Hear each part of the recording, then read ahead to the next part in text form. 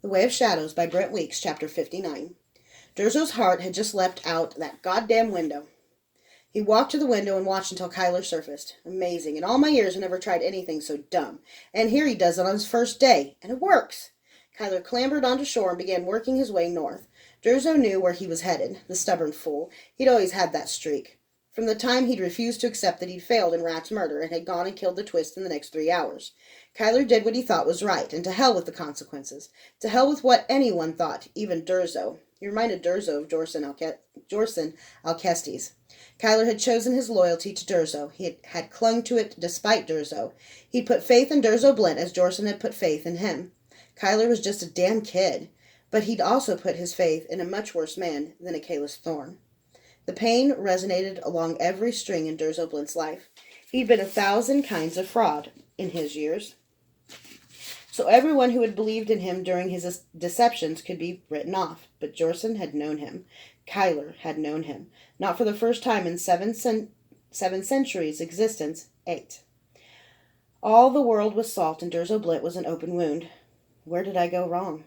He moved because, like every man Achilles Thorne had been, Durzo Blint was a man of action. His talent puddled around his hands and feet. Funny that it still worked like that, despite losing the Kikari. And he stepped out the window. He didn't fall.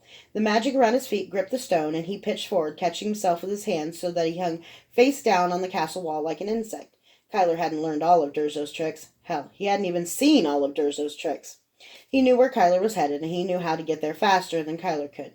So he was in no hurry. The clash of arms in the courtyard attracted his attention. He cloaked himself in shadows and crawled down to the courtyard.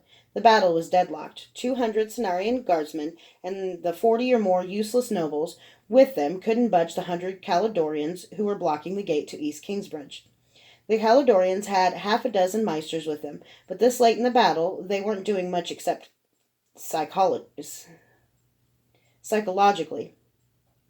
They'd used pretty much as much magic as they were able to.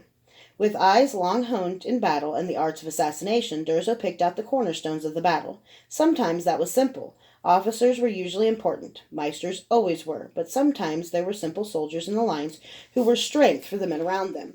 If you killed the cornerstones, the whole battle would shift.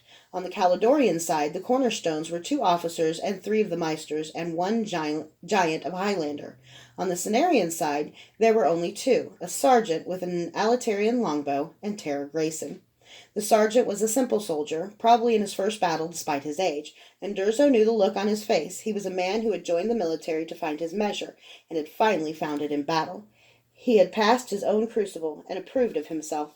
It was a potent thing, that approval, and every man around the sergeant felt it. Tara Grayson, of course, would have stood out in any crowd. She was all tits and haughtiness, a vision in a torn cerulean gown. She believed no harm would dare step into her presence. She believed everyone around her would obey her, and the men felt that too. Sergeant Gamble, a familiar voice said, just below Durzo. The sergeant loosed another arrow, killing a Meister, but not one of the important ones. Count Drake emerged from the front gates and grabbed the sergeant. Another 100 Highlanders on their way, Count Drake said, his voice almost swallowed by the clash of arms and the press of men back and forth in the courtyard. The sight of the count packed the wound Kyler had opened with more salt. Durzo had thought the count was staying home, but here he was, still ill from Durzo's poison, about to die with all the rest. Damn it! Sergeant Gamble cursed. Durzo turned away from them. The Cenarians would be slaughtered. It was out of his hands. He had his own date with judgment. Night Angel, the sergeant yelled. If you fight with us still, fight now. Night Angel, come! Durzo froze. He could only guess Kyler had already intervened in the castle somehow. Very well, Kyler. I'll do this for you, and the Count, and for Jorson, and for all the fools who believed that even a killer may accomplish some good. Give me your bow, Durzo said. It was a hard, menacing voice, pitched with talent to carry. Sergeant Gamble's head whipped around, and he and Count Drake looked at the shadow over the gate. The sergeant threw him his bow and a fresh quiver of arrows. Durzo caught the bow in his hand and the quiver with his talent. As he drew one arrow, he pulled another from the quiver with his talent. He squatted against the vertical face of the wall and in an instant locked his debtors into his mind's eye. The giant Highlander went down first, an arrow catching him between the eyes.